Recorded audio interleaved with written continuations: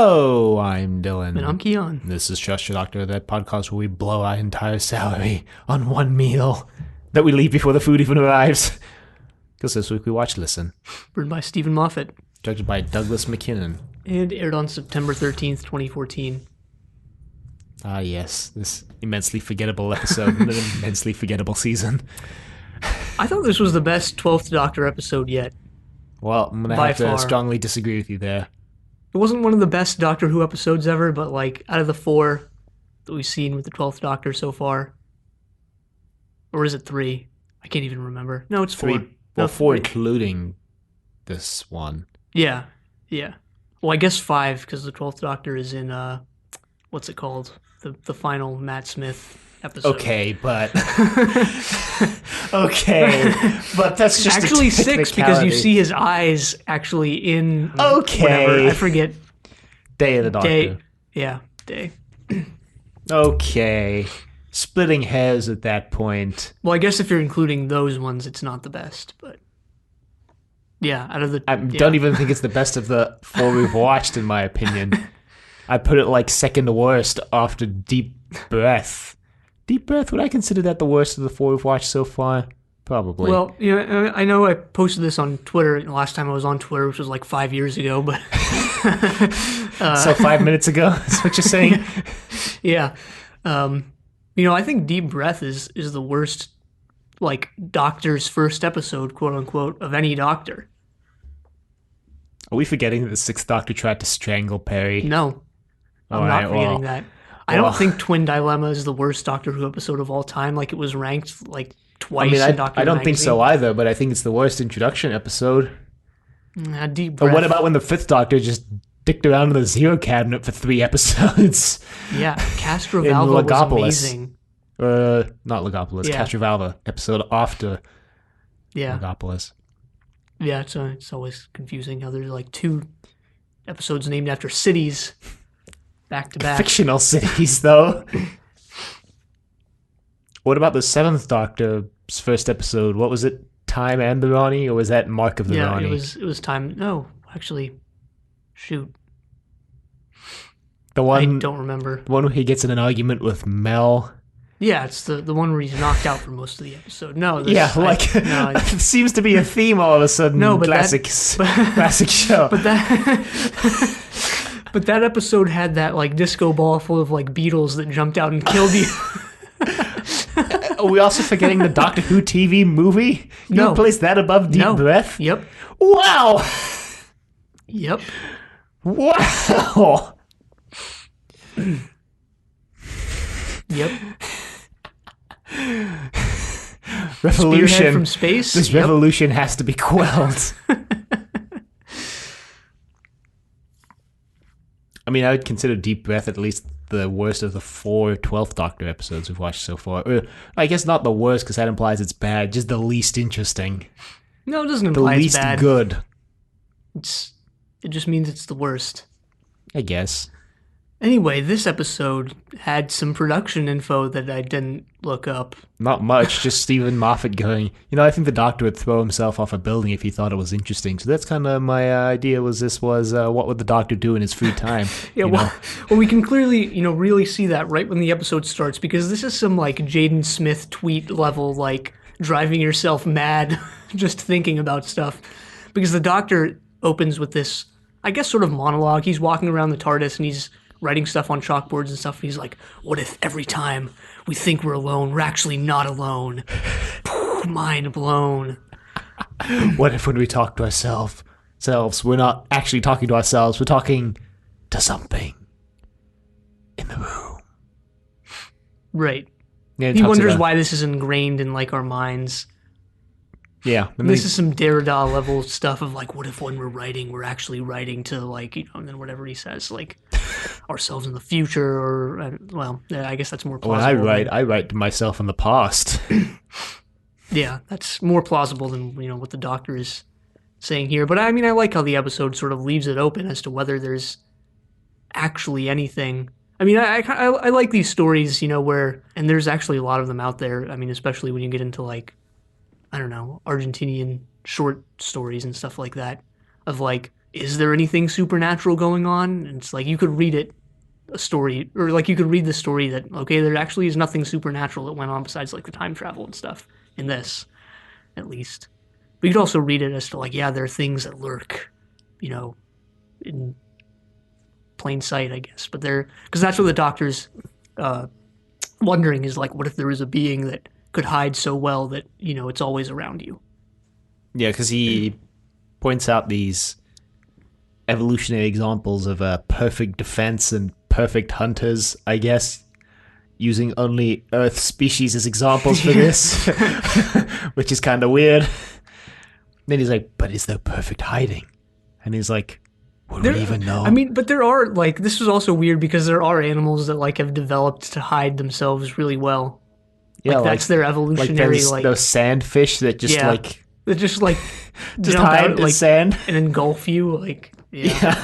There's some pretty creepy, like, footage of those things, of, like, just fish swimming by nonchalantly, and they just get, like, swallowed by, like, this gaping mouth. The ocean is terrifying, honestly. We've only explored something like 10% of the ocean.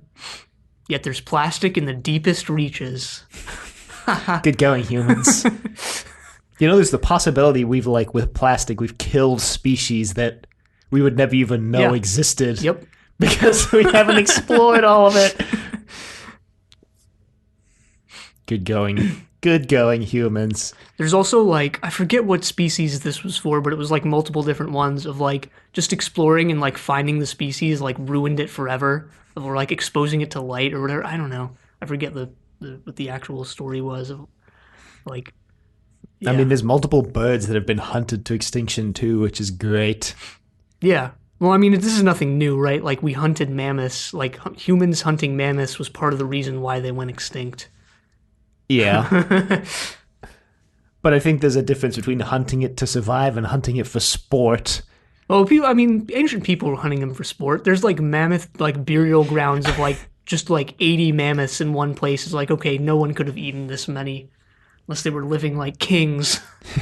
Maybe they were. Or maybe they just respected the land for giving them the food to survive and wanted to... They brought... I somehow doubt that they brought the mammoth corpses to a certain area, but or it's just a migratory region.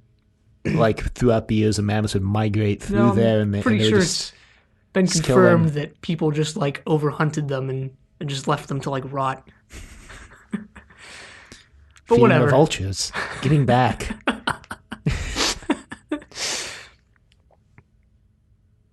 But anyway, Clara and Danny Pink are going on that date that they promised to go on. Yeah, and like Keon said, Danny was like the guy who just flakes on everything because they immediately make it out that it's been like a couple weeks. Yeah. And Danny's like consistently canceled on Clara. Yeah, well, the reason I said that was because, as I mentioned last week, I thought him stepping off screen was him just like bailing on the date. And apparently I was right. Well, preemptively. Well, she was supposed to pick him up for drinks, and then in this episode she's like, drinks and dinner finally, and it's like, yeah, you know, busy family stuff, which is like always the excuse that I use when I want to get out of things. Just kidding, I never do that, actually. Yeah, so I mean, this looks like a pretty expensive place, and these are high school teachers, so private school though. But still, England. In England. Like I mentioned before we started recording, education doesn't pay for anyone involved. So wonder that it's still going on. Well, an educated society is a happy society. I mean, I guess that's why there are ads all over most modern campuses. It's true. Yeah, well, college is different than high school. High school. Yeah. Whole different beast. You know? Unfortunately, we don't see Courtney Woods in this episode, but she does get mentioned. We get a bunch of stories about her. Yeah, Courtney Woods apparently teased Clara by saying her face was too wide. And then the doctor says the same thing later on, so you kind of have to wonder if they're onto something here. Yeah, because Clara and Danny are like, well, we shouldn't talk about work, and then they start talking about work. Great. But eventually, Danny mentions his soldier ring, mentions how he dug like quality wells. No, that's later. What happens now is Clara's just an asshole because she says like Courtney threatened to kill her, and then she Wait, just what? Wait, what? did you miss this What? whole thing? She I guess like so.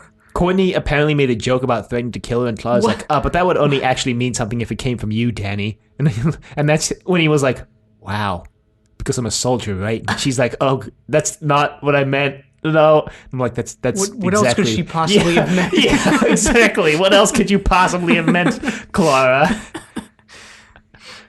So there's obviously some PTSD like shenanigans going on here, and this episode is actually like heavily about trauma. Yeah, there is, but also there's also just Clara just being an ass. So there's that. I mean, there's both of them. I mean, I guess this whole like characters bickering and characters being at each other's throats is the new Steven Moffat trademark. But I mean, I see it in this episode because again, there's definitely some trauma-related things going on here. Oh, we didn't mention that Danny Pink is wearing pink. I made that exact same note. Wow, wearing pink. It's my note right there. But Clara storms out when Danny, I don't even remember now what he says. He goes on like a tirade about him being a soldier and stuff like that. Yeah, but then he makes like a joke about Clara, and she's like, wow, you're teasing me now? And I'm like, okay, you're one to talk, Clara. She's like, I'm leaving. And he's like, okay. Yeah, just this entire sequence is It's like really cringeworthy. Well, yeah, no, I mean, we And start they to hate see... using that word, but... Yeah, well, I didn't use it, but... Yeah, this is where, I mean, we start to see the trauma come out, right, of like, well, on Danny Pink's sort of side of things at least, of like him reliving or going back to this event when prompted. It's beyond his control. Clara makes a comment, and all of a sudden he goes back to like him digging the wells or whatever. And this is where we start to see it come out a little bit. But I feel like Clara's more in the wrong here than Danny. Well, I don't care who's in the wrong or right. So yeah, Clara, like you mentioned, storms back home. For, as I also mentioned, like minutes. no readily apparent reason. Yeah, I guess they technically didn't. Maybe this was their plan all along. This restaurant, again, pretty expensive for high school teachers. Didn't have to pay, I guess. Maybe they were planning on just eating and running. You never know. I think if you leave before the food comes, that doesn't exempt you from paying for the food you ordered. Well, not technically, but practically, maybe, what if this is one of those upscale places where you have to pay to even have a reservation? So they've already paid. I don't know. Yeah, we don't know. We need to know the inner workings of this restaurant to really understand this story. Well, anyway, this whole date is just a disaster, which continues throughout the whole episode. It just gets worse later on. Clara opens her front door and it's blocked by the TARDIS. Well, he's in the bedroom and he's like, I thought I better hide in the bedroom in case you decided to bring Danny home. And I'm like, wait a minute. Wait a minute. And then she collapses on her bed where she has like 15 pillows. I don't know if you noticed this, but she has like an overabundance of pillows. Well, hey, some people sleep with a lot of pillows. I mean, I myself have 5, so... Whoa. I guess... Something we didn't need to know. I like to sleep in the lap of luxury. Need a minimum of 4.5 pillows. Anyway, the doctor drags Clara into his insane experiments. Well, okay, wait. He doesn't drag her. He just goes, look, I need you. And she walks into the TARDIS and she's like, I haven't said yes yet. And he's like, well, you walked into the TARDIS. So that's basically a tacit approval and agreement. So she gets jacked into the I forget what this is called. The telepathic circuits. Yeah. And I guess jacked into the Matrix. It was the telepathic circuits, but it's not the telepathic circuits as we've ever seen them before. Because apparently the panel's been ripped off and in line, I guess, with the TARDIS being somewhat organic, it's like it's all fleshy and disgusting. Yeah. Clara puts her hands in. The doctor's like, why does everybody have this dream where someone's in the room?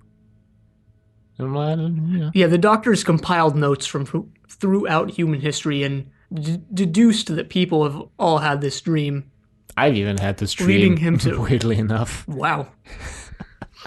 This leads the Doctor to believe that it's more than a dream.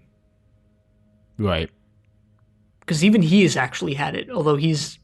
As we reveal later, it was just Clara dicking around. Well, it wasn't actually a dream. And he doesn't actually admit, when Clara asks him if he's had it, he doesn't admit that he's had it here. Right. So the plan for all of this is that they go back into Clara's past. Yeah, to when she had the dream. Right. But that doesn't exactly work out. Because her phone rings as they're going. Which somehow disrupts the operation, and they wind up at an orphanage. Yeah, there's a bit of a paradox here. Because presumably you're supposed to think that the phone call is from Danny, right? But Danny only calls her because she left, but then later on she goes back as the future version of herself, so Danny has no reason to call her. He called her in the amount of time that she was gone. In the amount of the negative 5 seconds that she was gone? Because he doesn't call her till after she gets all the way home into the TARDIS, and then he calls her. But when she goes back later on, she walks in like immediately after she walks out because she watches herself leave. It's not like she watches herself leave. It's not like she just immediately, sits down. Right? It's not it's not like past version of her gets up and then boom sits right back down at the table. It's pretty close though. But anyway, that's what happens. Although, actually, I guess we don't know if it's Danny who called. Yeah. Although it's... Like I said, you're supposed to really assume... heavily hinted that it's him because they go back to his past.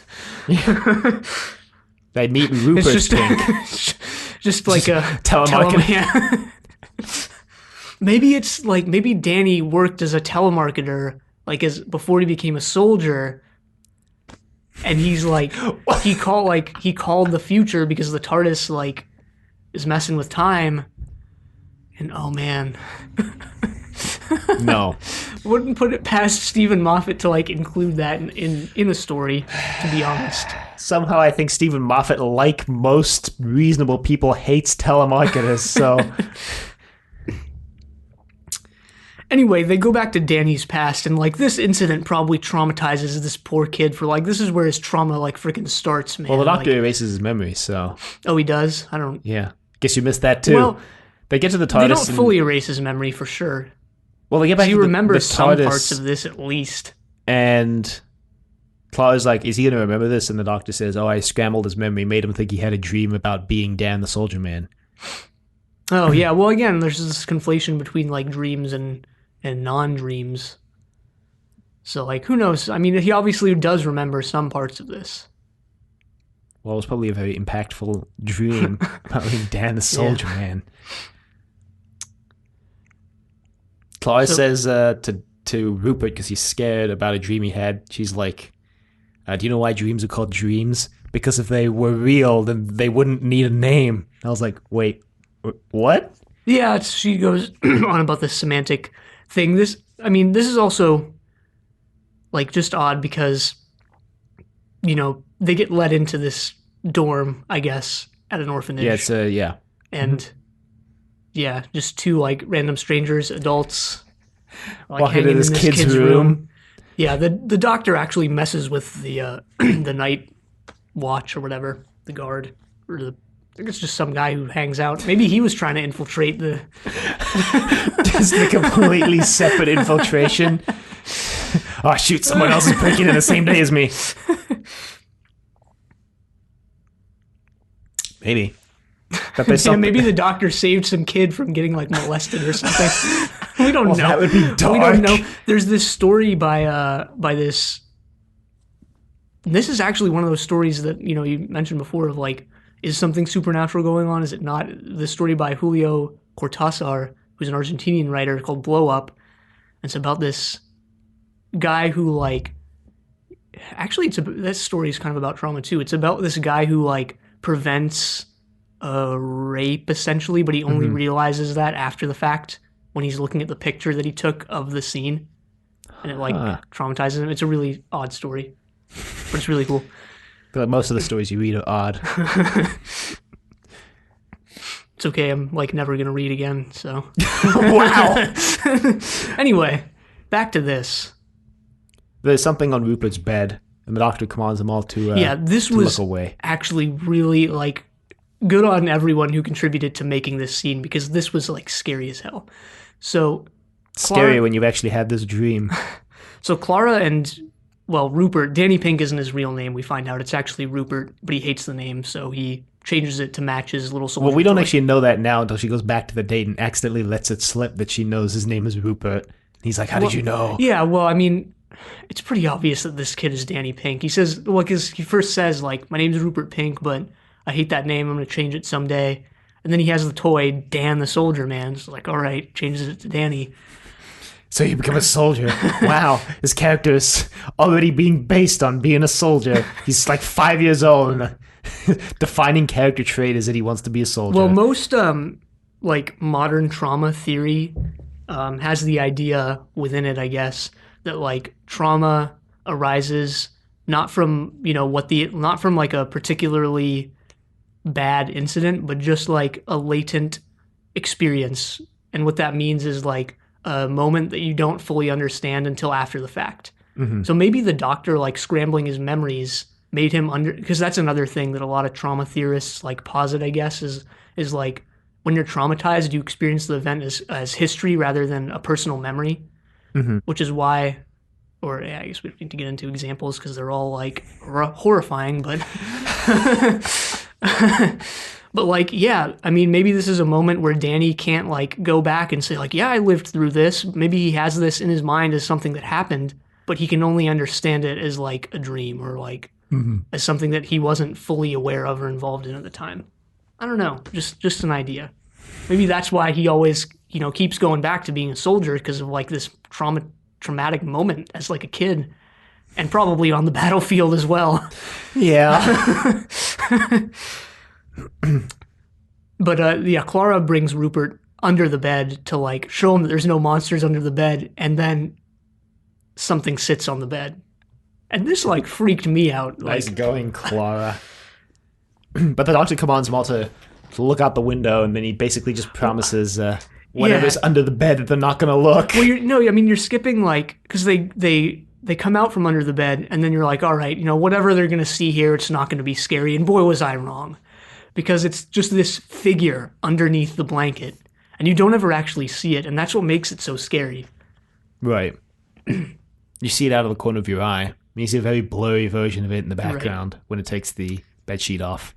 The doctor thinks that whatever it is isn't trying to harm them, it's just trying not to be seen, because that's what, it is, I guess. That's like its main prerogative.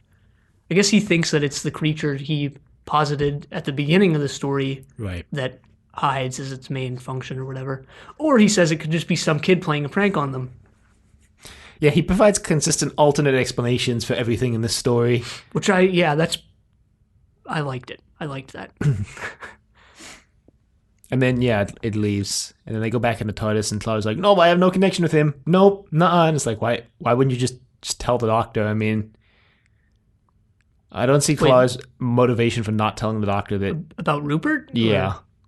About her connection to Danny and this Rupert character. I mean, you would think the doctor would, like, know or, like, be clued in as to, like, okay, this is Danny Pink as a child. He doesn't even know who Danny Pink is at this point, though. Which is why I don't really know Clara's motivation for not telling him. I guess he doesn't see him at the restaurant. He must not see him at the restaurant because he doesn't recognize that freaking Orson looks identical to him. The doctor's not that dense. You never know. Especially with the 12th Doctor. Completely forgot what I was going to say. But whatever. Clara goes back to the restaurant. She asks the doctor to drop her off at a different moment in time. Right. She goes back and she's like, hey, I'm sorry. But then for you being such a dick. No, she doesn't say that. She immediately ballses it up again by going... She lets it slip. She lets the Rupert Pink name slip, and he's like, how did you know that? But not even in like a playful way. She's like doing it in a really mean, teasing way, because she's like, I hate my name, and Danny's like being really nice, but it's like, well, I love your name. Like, Oswald, that's like really nice.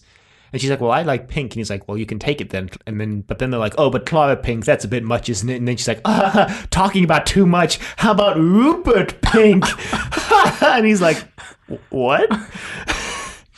But then she covers it up in like the worst way possible. She's like, someone at the school like probably told me that name. He's like, I didn't tell you. She really doubles down on this too, because he's like, just tell me the truth. And she's like, I really don't remember who it is now. And he's like, what the hell? Clara.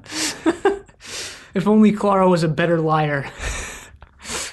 That's the moral of the story. Yep.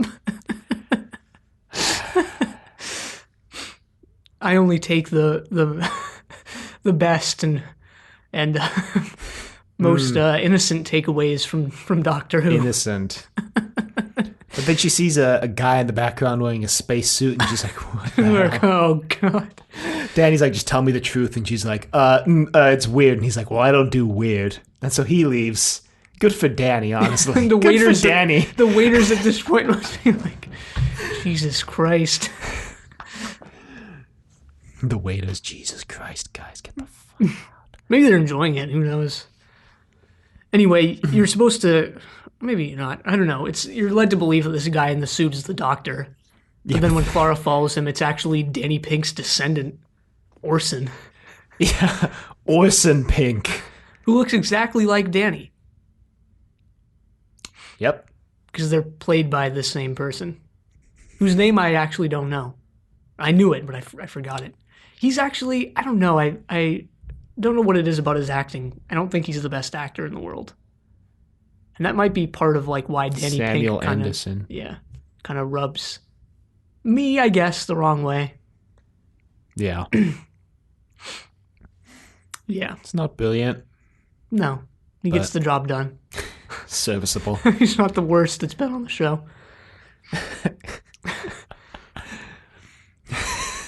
So the Doctor's like, you'll never guess where I found him. He's 100 years into your personal future. And she's like, what? And he's like, you sure you don't have any connection to this guy? And she's like, no. And I still don't get the Doctor's, Clara's motivation for not telling the Doctor at this point, but... Well, maybe she's just in over her head of like, maybe she can't even comprehend what's going on. She's just in over her head and lies. But anyway, the Doctor's like, all right, I'm going to take you to this guy's time. So they go, and you think this is 100 years in the future, and they look out the TARDIS, or actually they look out the like window of the station, and it's just like a devastated like wasteland. They're like, whoa, this is like 2110 or whatever. The Doctor's like, this is the end of the universe, and she's like, how did he get you? And he's like, oh, he was a experimental time traveler. Yeah. Been a lot of those on this show, now that I think about it. We've had this before, but I'm not remembering when now. Someone who was a time travel pioneer and ended up in the wrong place. Well, actually, we say that, like... Oh, yeah, in Hyde. Yeah. Literally in Hyde. Yeah, I was going to say, like, we joked about this being, Steven Moffat's version of Hyde, but Steven Moffat wrote... No, Neil Cross wrote Hyde. Yeah, right. But it kind of is, with all this stuff that goes on now. Yeah. And, like, the being that you can't see or whatever. But Orson... Although this is, like, the more Steven Moffat, like, in his own head version of Hyde. It's true. Orson's wearing the Sanctuary Base 6 spacesuit with the patch still on, weirdly enough. What is that referring to? Impossible Planet Satan Pit with the 10th Doctor got the spacesuit from. Sanctuary Base 6. So... Doctor tells him that they gotta wait one night, I guess because he wants to find out what's in the dark at the end of the universe, because Orson's got the door locked, but he's the last surviving person in the universe. Right. Which, as we'll find out in Series 10, spoilers, isn't true. Well, yeah, there might be things outside, because Orson's been here for six months or whatever, and he's written, at least on the door, but probably elsewhere as well, like, don't open the door and stuff like that, and he's writing to himself. I guess the Doctor wants to know if it's in his head or not. Yeah. Kind of have to wonder how Orson gets any sleep with all this banging that happens as soon as the sun goes down. Yeah, so the Doctor's finally about to learn whether there is actually something, that hides when you're supposedly alone. Right. He tells Clara Or to get not. the TARDIS. I guess this could just be completely an unrelated thing. Well, the Doctor mentions that conceivably it could be the hull cooling down. Yeah. Yeah, of course. So Clara and Orson are back in the TARDIS and stuff. But, I mean, Orson is definitely, like, paranoid and freaked out, so you definitely think there is something, in the dark or whatever. Mm-hmm. Or not necessarily in the dark, but something that just hides. But in the end, the Doctor... Well, there's, like, a gust of wind, and, like, some other strange occurrences start happening. The air bubble gets punctured around the ship. And in the end, the Doctor actually doesn't learn what's going on, because Clara kind of brings him out of the situation. And well, he seems to insinuate later that he saw something, but doesn't want to say what it was. yeah, well, this goes back to, like, the whole trauma aspect, right? Of, like, if trauma is something that is an experience that you only have after the fact, then this could be a traumatic moment for the Doctor of, like, realizing that every, time he thought he was alone, he actually wasn't, and finally fully realizing or understanding the importance of those moments, like, so many years later, could end up being a traumatic event for him. Mm-hmm. But then Clara kind of brings him out of that. And then makes it worse by actually creating the trauma that caused this whole story to start. Well, no, she prevents it because she doesn't tell him that's what it was. She just plays it off as a dream.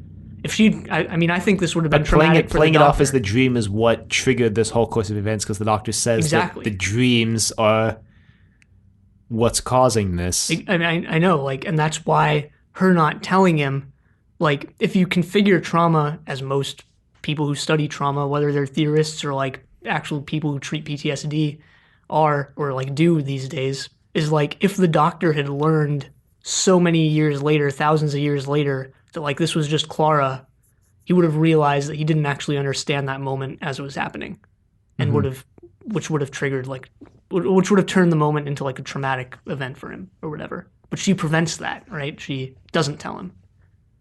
I guess, but she still sets the whole course in motion. Yeah. I mean, hey, she's been through his entire timeline. She wouldn't have even had to tell him.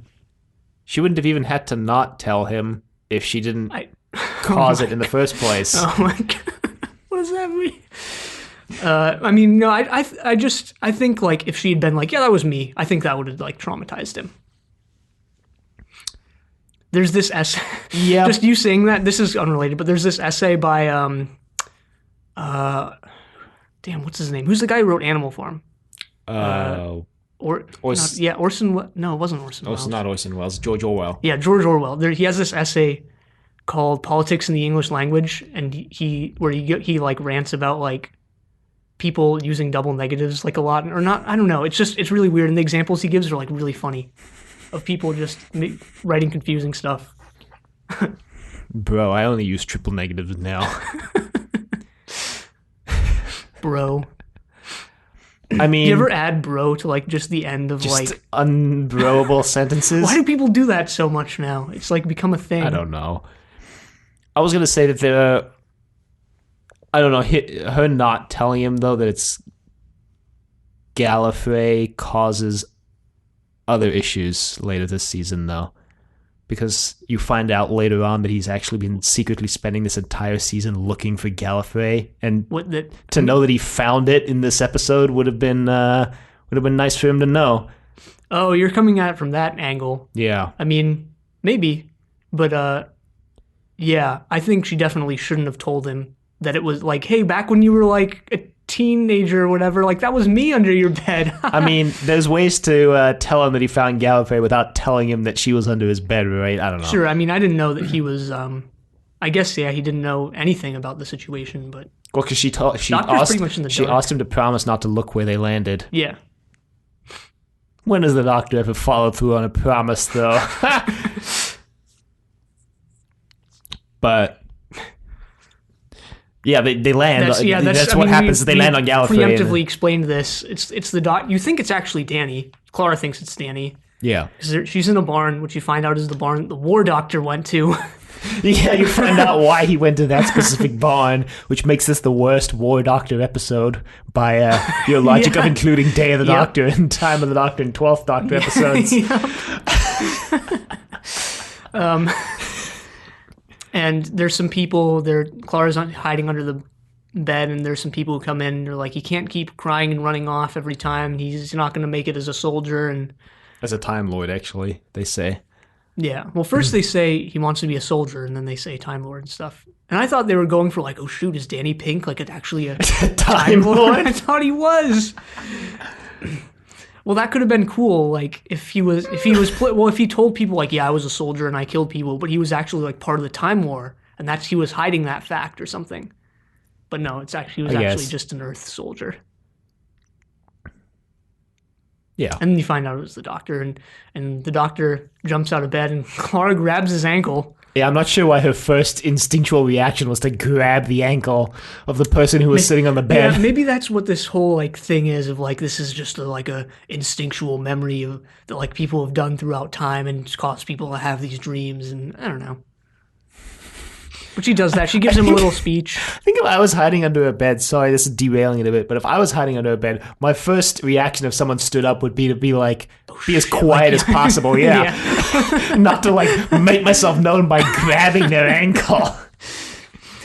Well, the doctor in the scene before with the thing on the bed, the doctor's like, its power comes from not being seen, and that's the thing here of like, Clara regains the power in the scene of like by grabbing the ankle or whatever, but whatever.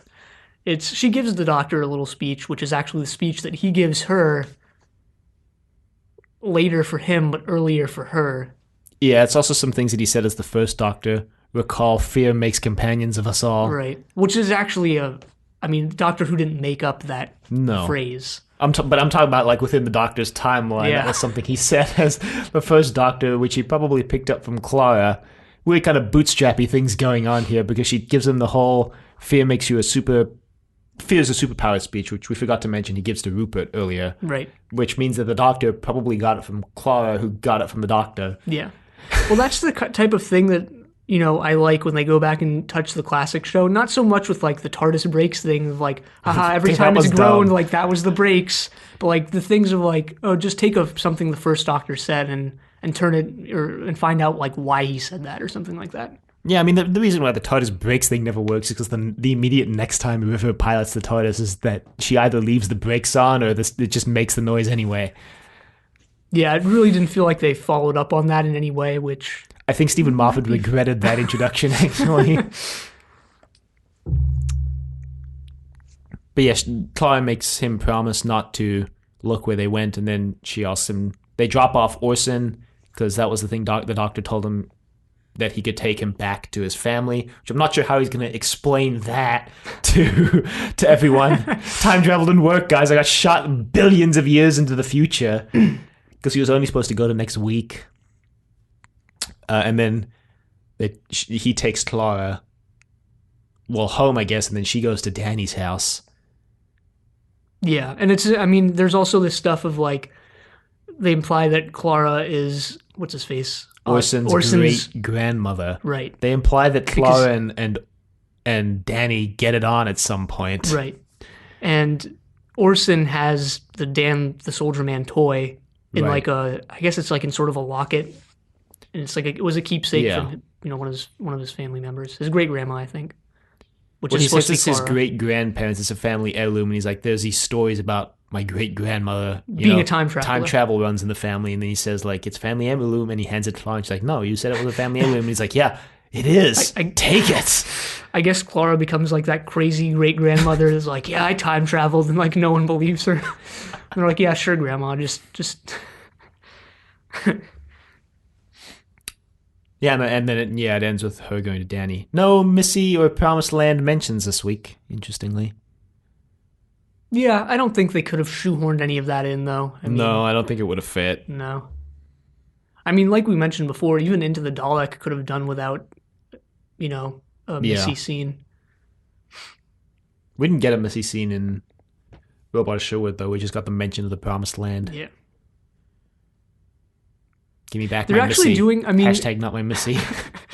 I mean, if you really think about it, they're kind of doing this out of like conventional order because you'd think they'd do like the Promised Land thing for a couple episodes and then reveal Missy in the Promised Land is in relation to her. Mm-hmm. They're kind of going the opposite way. Well, they revealed them as interlinked in the first episode. and Yeah. then- Well, I'm just saying, you'd think you'd get like, okay, there's something called the Promised Land that's coming up in every episode. And then you get that it's connected to Missy. Like, you learn more as time goes on, right. rather than like reducing content.